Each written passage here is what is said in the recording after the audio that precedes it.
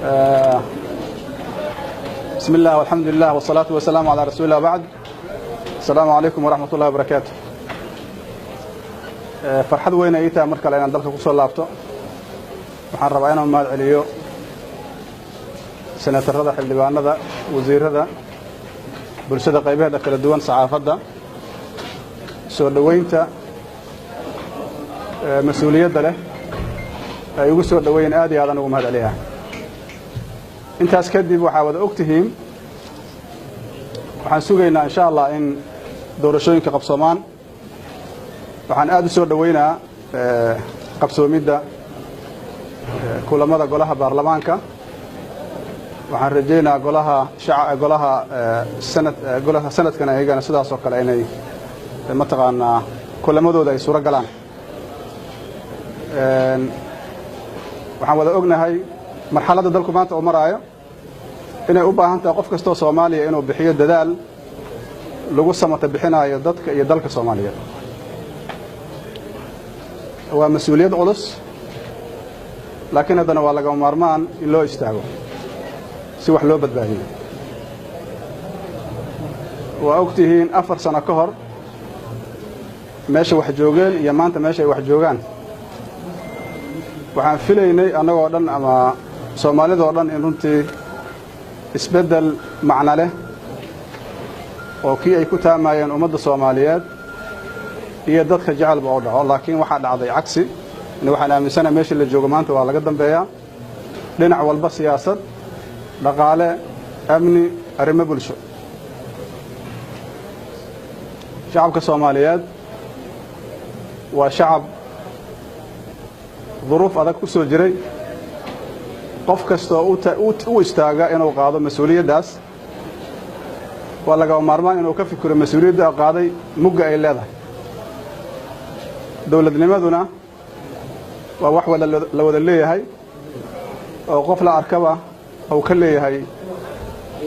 meel uu ka howlgalo. laakiin cidda mas'uuliyadda qaaday waxaa saaran hogaamin toosan, waxaa saaran ummadda inay u adeegto, waxaa saaran inay ka fikirto mas'uuliyadda la saaray maanta iyo berritaba. berri waxaan u wadnaa maalinka aakhirada, ilaa annaga muslimiinana waxaan rumaysannahay in xisaab ay jirto. doorashadii 4 sano ka hor dhacday magaaladan amnigeeda waa ka warhaysiin, nolosheeda waa ka warhaysiin, waa ka warhaysiin himilada shacabka Soomaaliyeed iyo diidilada ay qabeen xilligaas iyo sida aragtidu ay u midaysnayd. maantana waxaa la socotiin dhammaantiin amnigu meesha uu joogo, siyaasaddu meesha ay joogto, arrimaha bulshada, dhaqaalaha. waxaan isleeyahay marka waa lagama maarmaan in loo istaago mar kale in dalka hoggaankiisa la qabto, lana xaqiijiyo himilada shacabka Soomaaliyeed. hadday naqayso dhinaca amniga,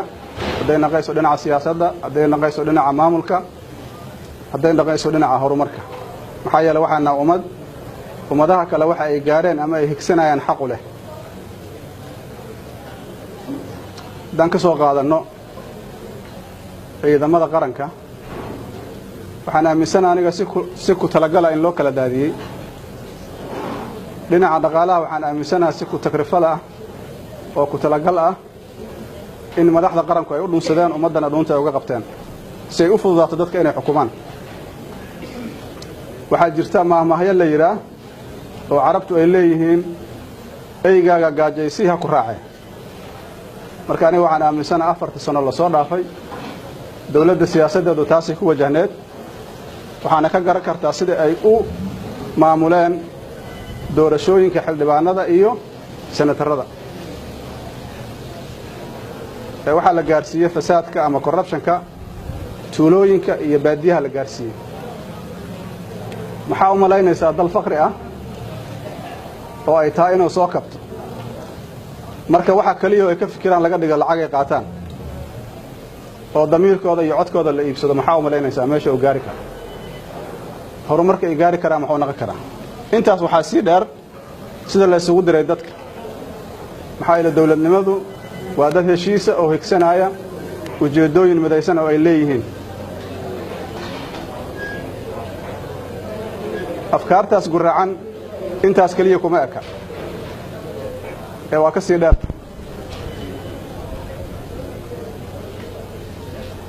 waxyaabaha lagu fashilmay waxaa ka mid ah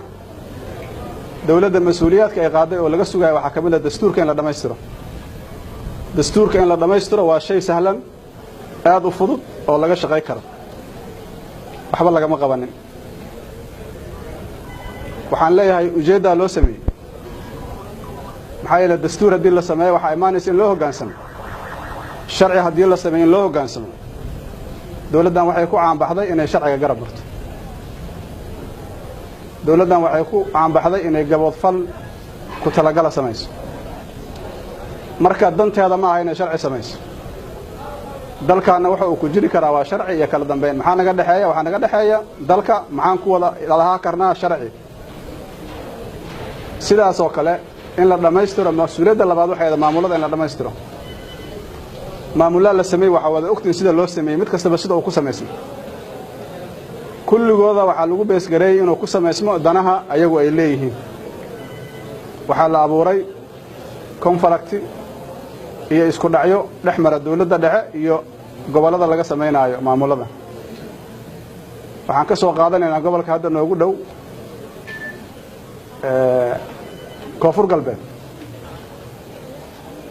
dad xoogaal aniga waxa ii sheegeen in la yiri laba gobol aan dhisaynaa baad ogtiin shaqadaas oo maleena waxaan isku dhisaynaa labada shabeelle guddiga loo saaray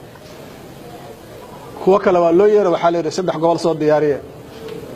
kuwa kale waxa la yiri lix gobol soo diyaariye macnaheedu muxuu yahay taas macnaheedu waxa waaye dadku inay madaxa isla galaan markay isku daalaan wixii la rabo laga sameeyo jubooyinka waxa dagaal ka dhacay dad ku dhintay waxaan u maleenaa 100 iyo googo qof ku dhimatay dawladdu inay ka shaqeyso dadku inay isdilaan waa arin sharciga khilaafsan waa arin dambi ah oo ay ahayd in lagu xisaabiyo dadkan waxay ahayd in la heshiisiyo la isu soo dhaweeyo la isku soo jiido maamulna loo sameeyo maamul kasta oo la sameeyana waxa laga lahay dana noocaas marka waxa loo sameeyay si loogu adeegsado danaha laga leeyahay marka aan soo qaadano one man one vote oo ayadan ahayd mas'uuliyadda saddexaad oo la rabo dalka inay gaarsiiso dawladda doorashadu waxay ka dhacaysaa meesha ay ka dhacday iyadoo amnigu meesha uu ka liito duruufta dhaqaale meesha uu ka liidato conflict dadka uu ku dhex jiro caloosha aysan saafi ahayn ayadana waxaan leenahay si uu la kacaha loo sameeyo maxaa ila dadka marka la qaybiyo waxa fududaanaysa inay qof u xukunto waxa laga yaabaa dad badan inaysan sidaas u fiirin laakiin aniga waxaan leeyahay waxaan oo dhan waa ku talagal qofka haddii niyadiisu wanaagsan tahay laakiin wax ka xumaadaan waa la garan karaa laakiin marka uu sameeyo wax kastaba si ku talagala waa arrin khatar ah arrinta kale aan raba farta inaan ku fiiqo waa xiriirka arrimaha dibadda oo mar walba dawladda Soomaaliya iyo shacabka Soomaaliya aad muhiim uga annaga waxaan nahay dal aan isku filnayn wali ku tiirsan kaalmada dibadda taas waxay naga rabtaa marka inay timaado calaaqaad wanaagsan dawladaha dariska ka bilaaw kuwa daneeya Soomaaliya calaaqaadkaas maanta meesha uu joogo aragteen maxay u dhacaysaa waxa soo dhan waxay u dhacaysaa groupkan meesha jooga dantooda wixii aan ahayn inay banaanka iska dhigaan kama fikirayaan calaaqaadka doo xumaado qofka ajnabiga kama fikiraayo waxa sameysay madaxda dawladda shacabku lama qabaan dawladda in badan oo kamid inay la qabana dhici karta lagama fikirin waxa soo dhan caqabadkaas la abuuray waxa loo abuuray in dhinacna laga muujiyo in dal xura leeyahay oo go'aan leh oo dadka aan aad uga taxadirin arrimahaas sidaas loo garansiyo dhinaca kalena wax kasta oo hor istaagi kara danahooda inay iska fogeeyaan waxaan soo dhaweynaa mar kale inay maanta noo jiraan labadii gole waxa sharciga maanta oo la soo doortay waa labadii gole waxaan rabaa marka inaan fariinteyda u gudbiyo waxaan rabaa inaan idhaa mas-uuliyad weyn aadin saaran oo taariikhiya maanta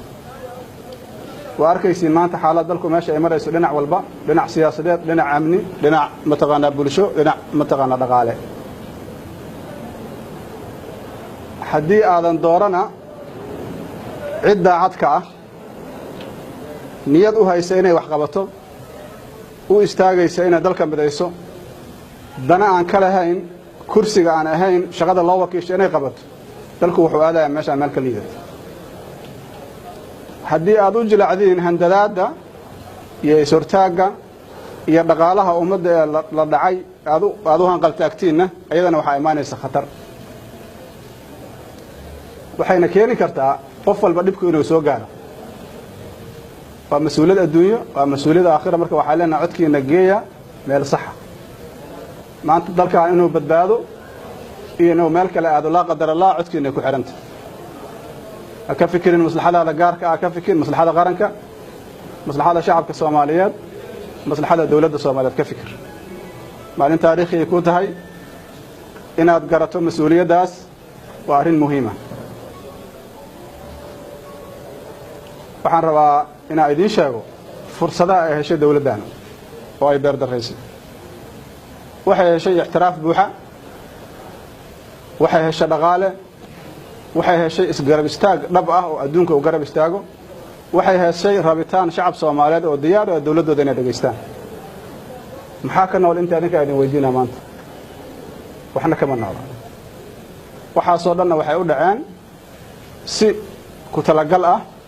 si loo xaqiijiyo danaha gaarka ayagu ay leeyihiin waxaan rabaa marka inaan weydiiyo shacabka Soomaaliyeed su'aal dawlad kalitalisa oo ka fikirta danteeda wax qaba karin iyo 20 sano kadib inaan aqbalno annagoo og dawlad 20 sano jirto oo military ah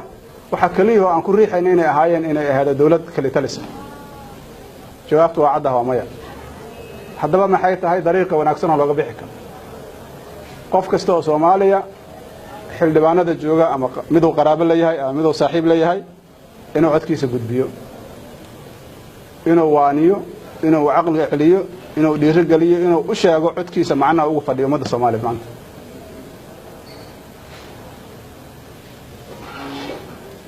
gabagabadii guul iyo guul daro waxaa ka horeeya rabitaan ani waxaan aaminsanahay madaxda qaranka maanta joogta ee xilku ka dhamaaday asal ahaanba uma diyaarsaneen inay gutaan waajibkooda ee waxay lahaayeen dana kale niyadooda wax kale ku wajahneed taas ayaana keenta maanta meesha la joogo kulligeena qof khibrad gaar ah u leh dawladnimo laguma jirin laakiin haddana waa la dadaalay falillahi alhamdu bani aadamka khalad iyo saxba waa leeyahay laakiin meel macna leh oo Soomaaliya isugu timiday yaa la isugu keenay waxyaabaha aan la yaabo waxa kamid ah wixii la soo qabtay dawladdu inay mar walba inkirayso dhahaysa meel eber aan ka soo bilaabno waxa loo dhiibay ciidan kala duwan ciidan military police nabad sugid iyo usluub waxa loo dhiibay magaalo shaqaynaysa oo garoonkeedu furan yahay oo dekedeedu furan tahay oo jidadkeedu furan yihiin waxa loo dhiibay ummad Soomaaliyeed oo gacmaha haysaysay waxa loo dhiibay yaani dhaqaale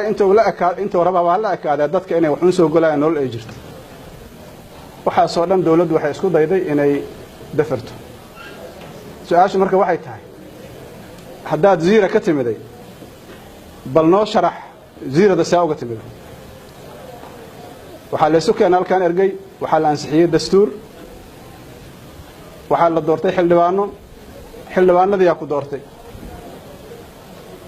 waxaan rabaa inaan idiin sheego dawladihii Soomaaliya ee la soo dooranayay dawladda Siyaad Barre markay burburta kadib